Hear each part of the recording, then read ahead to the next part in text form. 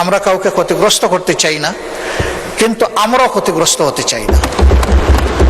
এই ভারসাম্যটা রক্ষা করেই আগামীর পলিসি যেন পরিচালিত হয়। যেহেতু আমরা সংসদীয় গণতন্ত্রের রাজনীতিতে আছি, খুবই ভালো হয় স্বচ্ছতা এবং জবাবদিহিতার স্বার্থে, জনগণের স্বার্থে বিদেশের সাথে যতগুলো মৌলিক চুক্তি সম্পাদিত হবে সেগুলাই সংসদে নিয়ে আসা। এই 350 মানুষই কিন্তু 18 কোটি মানুষ বা 20 কোটি মানুষের প্রতিনিধিত্ব করছেন।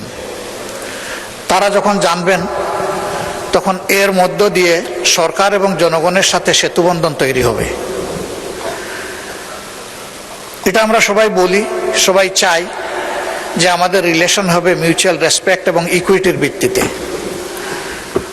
আমি আশা করি তিনি সেই সতর্কতা অবলম্বন করেছেন।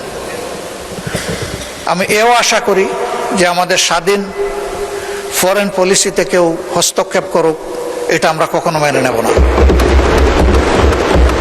দেশের স্বার্থ আগে, তারপরে অবভিয়াসলি কারো সাথে আমাদের চুক্তি যাই হোক সেটা হবে মিউচুয়াল ইন্টারেস্টের ভিত্তিতে। আমরা কাউকে ক্ষতিগ্রস্ত করতে চাই না, কিন্তু আমরাও ক্ষতিগ্রস্ত হতে চাই না। এই ভারসাম্যটা রক্ষা করেই আগামীর পলিসি যেন পরিচালিত হয়। আমি মাননীয় প্রধানমন্ত্রীর সুস্বাস্থ্য এবং দীর্ঘায়ু কামনা করছি এবং তার সরকারের সফলতাও কামনা করছি।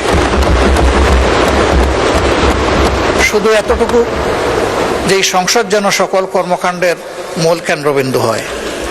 সংসদকে বাইপাস করে যেন কিছুই না হয়, সব কিছু হোক সংসদের ভিতরে। এই সংসদ আলো ছড়াক।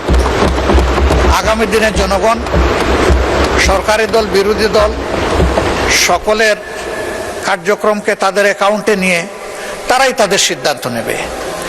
এখানে সরকারি দল সকল ক্রেডিট নেবে আর বিরোধী দল সব কিছুতে বিরোধিতা করবে। আমরা ব্যক্তিগতভাবে এবং দলগতভাবে আমরা এই কালচার সমর্থন করি না।